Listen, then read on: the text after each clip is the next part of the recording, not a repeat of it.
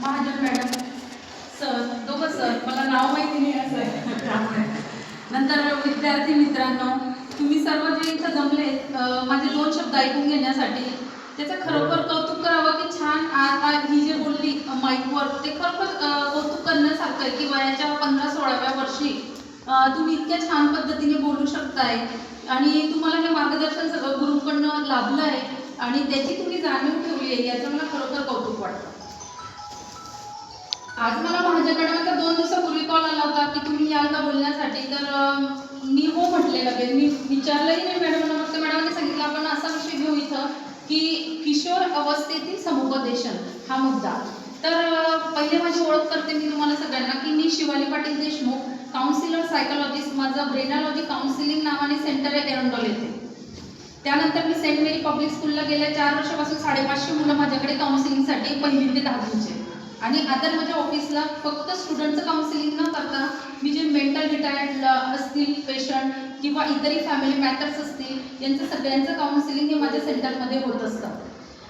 त्यानंतर आम्ही नवीन उपक्रम चालू केला आहे सर, की कालच त्याचं पहिलं सेशन माझं झालं की त्याच्यात जे विद्यार्थी हुशार आहेत, अभ्यासू आहेत, पण ते पैसे पे करू नाही शकत आहे काउन्सिलिंगचे, तर त्यांच्यासाठी पहिलं काल 2 तासाचं माझं सेशन झालं 12th स्टँडर्डच्या मुलांसाठी, की जे फ्रीमध्ये होतं पूर्णपणे.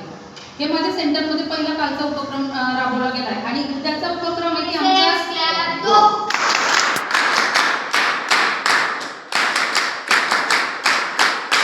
आमच्या सेंटरमार्फत उद्या गरजू 30 लोकांना ब्लँकेट वाटप होणार आहे. ही पहिली सुरुवात आम्ही सेंटरमार्फत केलेली आहे. हे सांगायचा उद्देश असा आहे की आपण अनेक खर्च नकळतपणे करत असतो या वयामध्ये.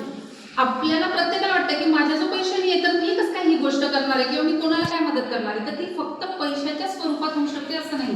एखाद्या व्यक्तीला रोड क्रॉस करायचा आनंदही तुम्ही करू शकताय. तुम्हाला लिहिता वाचता येते, तुमचा जो वेळ आहे, बँकेत जाऊन बसा 15-20 मिनिटं, तुम्हालाही समजेल की बँकेत अनेक अशिक्षित लोक आहेत ज्यांना फॉर्म भरता येत नाही, त्यांना हेल्प पाहिजे, तिथं तुम्ही हेल्प करून दिली 10-15 मिनिटासाठी तरी पण ते एक सामाजिक कार्य आहे.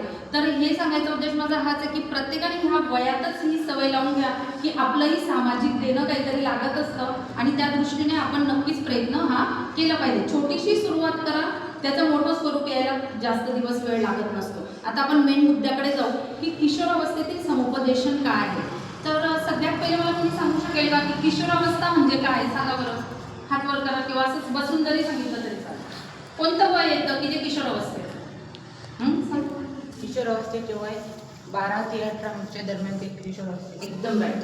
बस 12 ते 18 हे किशोरावस्थेचं वय. मग 12 ते 14 काय आहे, तर हे प्रारंभिक वय, म्हणजे जिथं 7th स्टँडर्ड नंतर स्टार्ट झालेलं असतं की तुम्ही आता टीनेज मध्ये गेले असं आपण म्हणतो, बरोबर. मग 15-16 काय आलं तर मध्यम वय आहे आणि आता तुम्ही जे चालू आहे 17-18 मधले असाल, बरोबर आहे ना. बरेचसे 17-18 चालू असेल रनिंग तुमचं. तर मग हे काय एज आलं, तर हे उत्तर किशोरावस्था आली, म्हणजे लास्ट स्टेजला तुम्ही आता पोहोचले. याच्यानंतर कुठं जाणार आहे तुम्ही? प्रौढावस्थेकडे तुमचा मार्ग होणार आहे. 18 नंतर आपल्याला इलेक्शनला वोटिंग करता येतं की नाही. आणि आपण सहसा काय म्हणत असतो की जेव्हा तुम्ही 18 वर्षाचे कंप्लीट होताय तर मॅच्युअर होताय, तुम्हाला सगळे निर्णय घेण्याची क्षमता येते, तुम्हाला समजताय चांगलं काय वाईट काय. पण तोवर आपण काय म्हणत असतो, जोवर 11वी-12वीला आहे ना, नाही आम्ही बऱ्याच पालकांना सांगतो तुमच्या दोस्त मुलांना ठेवा ना, हॉस्टेलला टाकू नका. रिझन काय आहे सांगण्यामागचं, की नाही त्यांना एवढी मॅच्युरिटी आलेली नाहीये म्हणून त्यांना तुमच्याजवळ ठेवा, आई वडिलांजवळ, की जेणेकरून चांगलं त्यांना मार्गदर्शन मिळेल. मग आता या किशोरावस्थेमध्ये नेमकं काय होतं, तर समुपदेशन म्हणजे काय, तर काउन्सिलिंग इंग्लिशमध्ये थोडक्यात.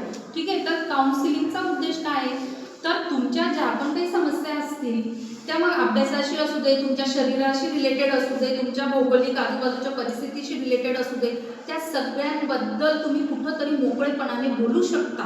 हे कुठं बोलू शकताय तुम्ही? काउन्सिलरकडे.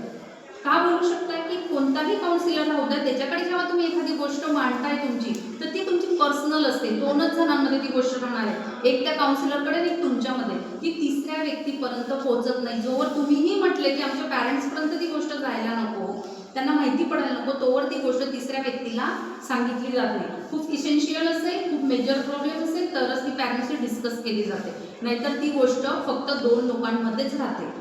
मग याचा बेनिफिट काय की तुम्हाला चांगलं वाईट दोघं गोष्टी इथं सांगितल्या जातात. मग काउन्सिलर काय करतोय, तर तुम्हाला तो फक्त सल्ला देतोय का, तर नाही.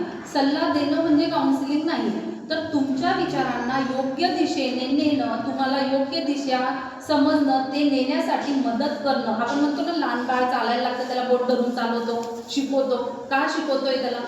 कारण की त्याला पडायला नको, लागायला नको. तर हे तेच वय आहे आता तुमचं नेमकं किशोर अवस्थेचं, की इथं बोट धरून चालण्याची थोडीशी गरज आहे. बऱ्याच जणांना वाटतंय की काय आता आम्ही मोठे झालोय, आम्हाला कळतंय, आम्ही 11ला चाललो गेलो, 12वीला आहे आता बाकीचे, तर मग काय गरज आहे आम्हाला मोठ्यांच्या मार्गदर्शनाची? तर मार्गदर्शन मोठ्यांचं हे अनेक टप्प्यांमध्ये. आता आम्हालाही गरज आहे आमच्या आईवडिलांच्या, आमच्या गुरूंच्या मार्गदर्शनाची. असं कोणतंच वय नाहीये की त्यांना गरज नाही पुढच्या पिढीच्या मार्गदर्शनाची. म्हणून प्रत्येकाने ही गोष्ट पहिले लक्षात ठेवा की मी मोठा झालोय, मी 17-18 वर्षाचा झालोय, तर मला गरज नाहीये कोणी मला मार्गदर्शन करावं. हे जी थिंकिंग आपल्या माइंडमध्ये आता तरुण पिढीला येते, तर ती कुठेतरी पुसून टाका. प्रत्येकाला प्रत्येकाच्या चांगल्या वाईट मार्गदर्शनासाठी मोठ्यांची गरज असतेच आणि ती मदत घ्यायला लाजायचं नाही. असं नाही की तुम्ही काउन्सिलरकडेच गेलं पाहिजे. तुमचे टीचर्स आहेत, त्यांची मदत घ्या. तुमचे पॅरेंट्स आहेत, त्यांची मदत घ्या. मोठ्या बहीण भाऊ असतील जे चांगलं तुम्हाला मार्गदर्शन करू शकतात, त्यांची मदत घ्या. मग आता किशोर अवस्थेमध्ये नेमकं काय होतंय, शारीरिक बदल काय काय होत आहे आपण ते बघू आता. की त्याच्यामध्ये सगळ्यात पहिले होतं हार्मोन चेंजेस होत आहेत, बरोबर. अनेक मुलींना आता पिरियड्स येण्याचं जे प्रमाण होतं ते 11-12 होतं. ते पिरियडचं प्रमाण हे काय झालंय तर 6वी-7वीवर आलंय. का बरं आलंय? हार्मोन चेंजेस झाले. तर त्यामुळे ते पिरियडचं प्रमाण खाली आलं, म्हणजे हार्मोन्स बदल झाले. ह्या याच्यामध्ये मुलांना पण मिशा फुटायला लागल्या आहेत, त्यांचा आवाज थोडा घोगरा झाला आहे. मग हे कसलं लक्षण आहे? तर हे किशोर अवस्थेमध्ये तुमच्या शरीरामध्ये काय बदल होत आहे याचं हे लक्षण आहे. मग तिथं आपल्याला आपण जाणवतो की बऱ्याचदा मुलांना लाज वाटते ती गोष्ट बोलण्याची. बऱ्याचदा आता मुलींचे पण चेहरे खाली पडले या विषयावर बोलताना. तर हा विषय असा आहे की तुम्ही त्याच्यात लाजायची गरज नाही. शरीरात जे बदल होणार आहे ते नैसर्गिक आहे, ते स्वाभाविक आहेत आणि ते झालेच पाहिजे. जर ते बदल नाही आपल्या शरीरात झाले तर आपल्याला कोणी म्हणणार आहे का की तुमची ग्रोथ झाली आहे? म्हणेल का कोणी? हो किंवा नाही सांगा? नाही म्हणणार. म्हणून हे जे ज्या ज्या टप्प्यात जे जे बदल आपल्या शरीरामध्ये झाले पाहिजे ते झाले पाहिजे. त्याच्यात लाजायचं नाहीये, ते बोलण्यासाठी घाबरायचं नाहीये. बऱ्याच जणांना त्याच्यामध्ये असं वाटतं की न्यूगंड येतो, गैरसमज होता. न्यूगंडचा अर्थ काय? कमीपणा वाटायला लागतो बऱ्याच मुलींना. असं काय होतंय माझ्या लाईफमध्ये? कारण की ते बोलू नाही शकत आहे पॅरेंट्स बरोबर की काय होतंय माझ्या लाईफमध्ये नेमकं मलाच समजत नाही. तर सगळ्यात पहिले लक्षात ठेवायचं की शारीरिक बदल हे नैसर्गिक आहेत, ते होणार आहेत, त्याच्यात घाबरायचं कारण नाही. त्यानंतर आपल्या चेहऱ्यामध्ये, आवाजामध्ये, उंचीमध्ये सगळ्या याच्यात ह्या शारीरिक बदलांमुळे परिणाम होत असतो. हार्मोन चेंजेसचा परिणाम बाकीचा जो होतोय तो होतोय, पण मेंटली जे ब्रेनमध्ये जे श्राव असतात त्यांचं ज्यावेळी इनबॅलेन्सिंग ह्या वयात व्हायची शक्यता जास्त असते. तर त्यावेळी काय होणार आहे ते पुढच्या टॉपिकला मी बोलते. मग भावनिक समस्या काय येत आहे ह्या वयामध्ये की अचानक बघा तुमच्याही लक्षात येत असेल आणि अचानक तुम्हाला आनंद वाटतो. एखाद्या दिवशी खूप हॅप्पी असता, होतं का असं? काही कारण नसतं, एकदम आनंदी वाटतं. एखाद दिवशी ना छोट्याशा गोष्टीवर एखाद्या फ्रेंडशी जर एवढंसंही भांडण झालं ना, लगेच मूड ऑफ होतो. लगेच सांगणार आहे आज माझा मूड चांगला नाही आहे. होतं ना असं? काय तर फक्त फ्रेंडशी भांडण झालेलं असतं एवढ्याशा गोष्टीवरून काहीतरी. मग लगेच मी आता कोणाशी बोलणार नाही, जेवणार नाही आहे घरामध्ये, लगेच सगळा राग राग राग दिवसभर करणार. मग हे जे बदल आहे हे कुठून येत असतात? कधीतरी नैराश्य येतं, एकदम उत्साही वाटतंय. मग हे जे टप्पे हे ह्या वयामध्ये येणारच आहेत, हे डोक्यात ठेवायचं आहे. असं नाही म्हणायचं आहे की का मला असं होतंय, का बरं वेगळं होतंय. फक्त याच्यातनं चांगलं शिकायचं आहे. मग याच्यात काउन्सिलिंग काय मदत करतंय की काउन्सिलिंग ही मदत करतंय तुम्हाला की तुम्हाला ते ओळखायला शिकवतंय. ते काय शिकवतंय की नैसर्गिक बदल शरीरात काय होणार आहे त्याच्या दृष्टीने आपण कसा विचार केला पाहिजे, हे काउन्सिलिंग आपल्याला मदत करते. दुसरी काय मदत करते की वैज्ञानिक दृष्टिकोन तुम्हाला देतं की वैज्ञानिकदृष्ट्या का शरीरात बदल होत आहे, याला सायंटिफिक रिझन आहेत ना सगळे. मग ते प्रूफ ज्यावेळी तुम्हाला काउन्सिलिंग घेत असतात त्यावेळी दिले जातात. जर एखाद्याला त्याबद्दल वाईट वाटत असेल, न्यूगंड असेल, भीती असेल, काहीतरी गैरसमज असतील की हे का होतंय लाईफमध्ये, तर त्याच्यासाठी त्याला एक सायंटिफिक रिझन दिले जातात की जेणेकरून त्याच्या मनातील अनेक जे प्रश्न असतील ते कमी होतील. त्यानंतर स्वतःच्या शरीराविषयी सकारात्मक दृष्टिकोन म्हणजेच काय तर अनेकांना वाटतं खूप सुंदर मुलगी आहे म्हणजे छान आहे तिच्या लाईफमध्ये सगळं. एखादीला वाटतं माझा कलर डाऊन आहे, मला हे नाही आहे ते नाही आहे, तर मी आता यांच्यात चांगली उठून नाही दिसणार आहे. म्हणजे काय तर स्वतःच्या रूपरेषेवरून, स्वतःच्या फिजिकल याच्यावरून स्वतःला जज करणं. मग ते जज करणं चुकीचं आहे. रिझन काय? आपल्याला जे मिळालंय ते बदलणार आहे का? नाही, ते जन्मतः मिळालेलं असतं. आपल्या जीन्समधनं जे आपल्या बॉडीत आलंय, जसे आपली ठेवण झाली ती आपल्या आईवडिलांना धरून आपल्या अनुवंशिकतेतून आलेली असते, ती चेंज नाही होऊ शकत. मग काय चेंज होऊ शकतं? आपण एज्युकेशन चांगलं घेऊ शकतो, ते आपल्या हातात आहे. आपण चांगलं वागू शकतो, ते आपल्या हातात आहे. आपण चांगल्या पद्धतीने स्वतःला प्रेझेंट करू शकतो, ते आपल्या हातात आहे. तर त्याचा विचार करा ह्या किशोर अवस्थेत, की जेणेकरून मी कुठेतरी कमी दिसते, मला काहीतरी कमी, म्हणून मला लोकांसमोर बोलायला लाज वाटते, मला बोलता येत नाही, मला कॉन्फिडन्स लो आहे. का लो आहे? तर मग मी चांगली नाही दिसत आहे. तर हे शरीराविषयी जो सकारात्मक पॉझिटिव्ह थिंकिंग आहे ही कुठून येत असते? तर काउन्सिलर याच्यामध्ये नक्की तुम्हाला मदत करत असतं, जर एखाद्याला या दृष्टीने जर प्रॉब्लेम असेल तर. मग याच्या पाठोपाठ काय येतं की आत्मविश्वास कमी असणं, म्हणजे कॉन्फिडन्स कमी. एखाद्याला सांगितलं की माईक दिलाय आणि बोलायचंय तुला, तर पहिले त्यांचा हातपाय थरथर करायला लागणार. मग आता मी कसं बोलणार? तर इथं काउन्सिलर मदत करतो की काय पद्धतीने तुम्हाला स्वतःला प्रेझेंट करायचंय, कसं बोलायचंय, हे सगळं इथं शिकवलं जात असतं. आता नैराश्य येतं म्हणजे काय होतंय की एकदम उदासीन वाटतं. संध्याकाळच्या वेळी बऱ्याच जणांना ही भावना आलेली असू शकते. फक्त तुम्हालाच नाही, टीनेजमधल्यांना, मोठ्यांनाही येते. इव्हिनिंगला 6 वाजेनंतर जास्त प्रकारात हे जाणवतं की एकदम लाईफमध्ये उदास वाटायला लागतं, की काहीच राहिलेलं नाही आहे, सगळं संपून गेलंय. आणि सगळं असताना ही फिलिंग निर्माण होते. मग ती का होत असते? तर तिथं कुठंतरी आपल्याला वाटत असतं की आता काही नाही आहे. का? तर पॉझिटिव्ह थिंकिंग ही कुठेतरी कमी झालेली असते. मग पॉझिटिव्ह थिंकिंग कमी होते तर आपल्याला ती वाढवायची आहे. म्हणजे काय? तर कॉन्फिडन्स वाढवायचा आहे. मग तो कसा वाढणार आहे की हो, मी करू शकते, मी चांगल्या पद्धतीने करू शकते, मी चांगली दिसते, मला आज जरी नाही बोलता येते 2 ओळी, मी उद्या प्रयत्न करेन, मी बोलेन. मग आरशापुढे उभे राहून कशी प्रॅक्टिस करायची बोलायची, हे पण आम्ही काउन्सिलिंगमध्ये शिकवतोय. मग ह्या पद्धतीने तुम्ही स्वतःला कसं डेव्हलप करत जाणार.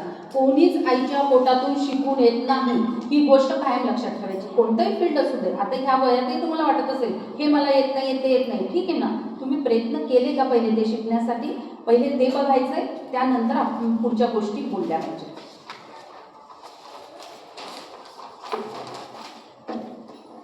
आता कौटुंबिक समस्या याच्यामध्ये किशोर अवस्थेमध्ये काय जाणवत असतं प्रकर्षाने की आई वडिलांबरोबर आता लहानपणी बघा 10-12 वर्षाच्या मुलाचं आई वडिलांशी खूप चांगलं जमत असतं. प्रत्येक गोष्ट शाळेत आली का तो शेअर करतो आई वडिलांना. पण जेव्हा तो 12-13चा नंतर होतो तेव्हा त्याला वाटतं की आता यांना काही सांगायचं नाही.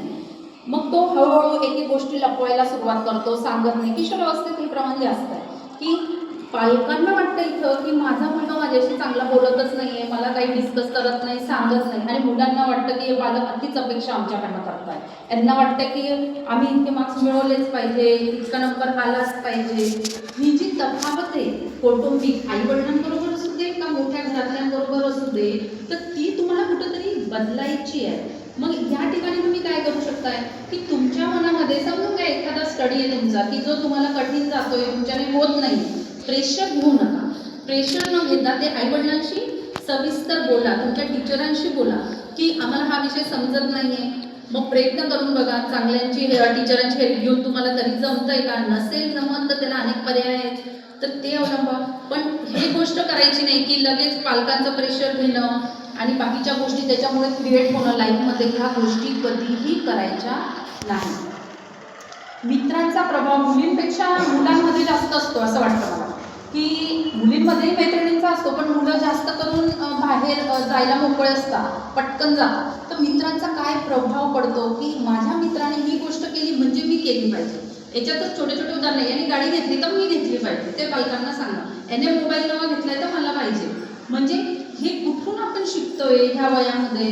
तर मित्र काय करतोय, त्याची परिस्थिती वेगळी आहे, त्याचं वातावरण वेगळं आहे, आपलं वेगळं आहे, आपल्या फॅमिली बॅकग्राऊंड वेगळं आहे. हे सगळं आपल्याला पहिले समजलं पाहिजे ह्या वयामध्ये. का समजलं पाहिजे?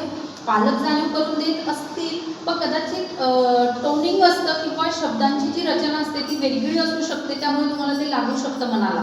पण ज्यावेळी ते एकदम प्रॉपर वेने तुम्हाला सांगतात त्यावेळी तुम्हाला ते समजणार आहे. मग याच्यात मित्रांच्या दबावात काय काय गोष्टी होतात? व्यसन. बघा, मुलांनी सगळ्यांनी नीट ऐकायचं, हे सगळ्यात खास करून. आता तर शहरात मुली पण करायला लागल्या, पण इथं मुलांचं जास्त प्रमाण असल्यामुळे जास्त जाणवतं की व्यसन काय आलं. मग दारूचं